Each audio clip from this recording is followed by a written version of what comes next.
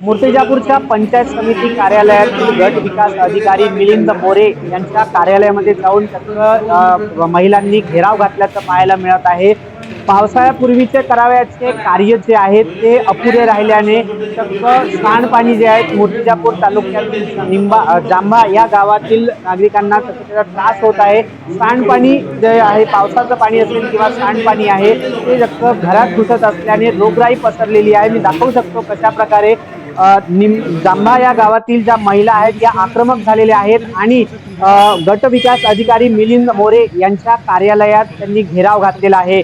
या गांभीर्याकडे मिलिंद मोरे यांनी जाणीवपूर्वक दुर्लक्ष केलं की काय, पाठफिरवणी केली असल्याचं संतप्त महिलांनी सांगितलेलं आहे। तसं या ठिकाणी कार्यालयीन काम सांगून या ठिकाणून मिलिंद मोरे म्हणजेच गट विकास अधिकारी यांनी आपल्या कार्यालयातून पळवाट काढली असल्याचं बोललं जात आहे।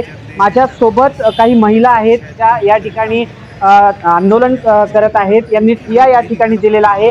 काय नेमक्या मागण्या घेऊन हे या ठिकाणी बसलेले आहेत हे आपण जाणून घेणार आहोत। मात्र पावसाळ्यापूर्वी करावयाचे कार्यामध्ये पंचायत समिती मूर्तिजापूर कुठेतरी कमी पडली की काय, किंवा जांभा येथील ग्रामपंचायत जी आहे त्यांचे अधिकारी आहेत हे कमी पडले की काय, हे पाहणं महत्त्वाचं ठरणार आहे। माझ्या सोबत या ठिकाणी महिला वर्ग आहेत, आपण बघू शकता कशा प्रकारे या ठिकाणी एकच मागणी घेऊन आलेले आहेत की जे सांडपाणी आहे, सांडपाण्याचं कुठेतरी नियोजन करावं।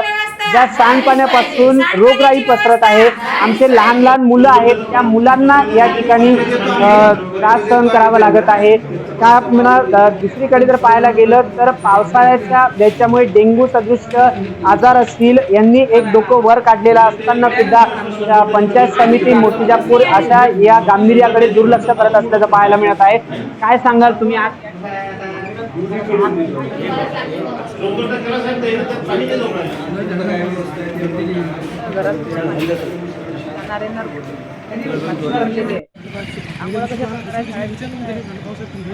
मऱ्या घराला दवाखान्यात जावं लागतं, कामं करावं की मुलं बाळा जाता येता येत नाही रस्त्याने, काय करणार आहे म्हणजे पूर्ण नाल्यात पाणी, म्हणजे एवढं पाणी राहते जरी आला पूर्ण रोडवर एवढं पाणी चालतं, घरात घरातून बाहेर घरात राहणार आहे काय?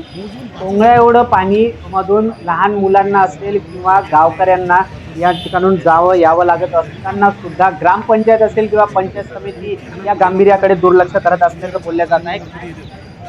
सांडपाण्याची व्यवस्था झालीच पाहिजे, सांडपाण्याची व्यवस्था झालीच पाहिजे, सांडपाण्याची व्यवस्था झालीच पाहिजे, सांडपाण्याची व्यवस्था झालीच पाहिजे, सांडपाण्याची व्यवस्था आम्हाला बाहेर सांडपाण्याची व्यवस्था झालीच पाहिजे, सांडपाण्याची व्यवस्था झालीच पाहिजे, सांडपाण्याची व्यवस्था झालीच पाहिजे, सांडपाण्याची व्यवस्था। मला सांगा की हे जे आहेत हे तर उन्हाळ्यामध्ये करायला पाहिजे होतं, पावसाळ्यापूर्वीच हा पूर्ण नियोजन होतं, ते झालं नाही का? ग्रामपंचायती दुर्लक्ष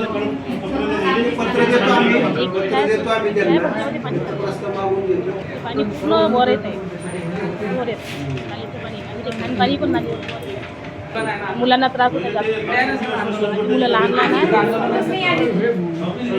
शाळेकरी विद्यार्थी आहेत, त्यांना याच्यापासून सोसावं लागत आहे, अनेक दिवसापासून सोसावं लागत आहे। आणखीनही जांभा वासी आहेत माझ्यासोबत, त्यांच्यासोबत जाणून घेणार आहोत। काय सांगाल आजी?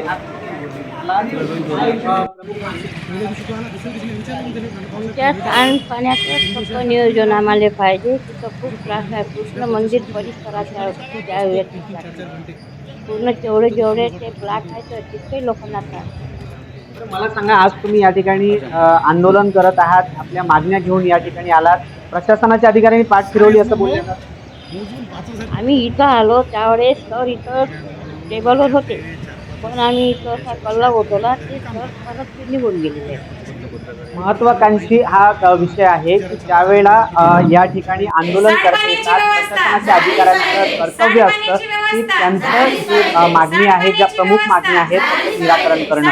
मात्र असे अधिकारी हे त्या महिलांच्या ज्या मागण्या आहेत जास्त मागण्या घेऊन आल्या होत्या।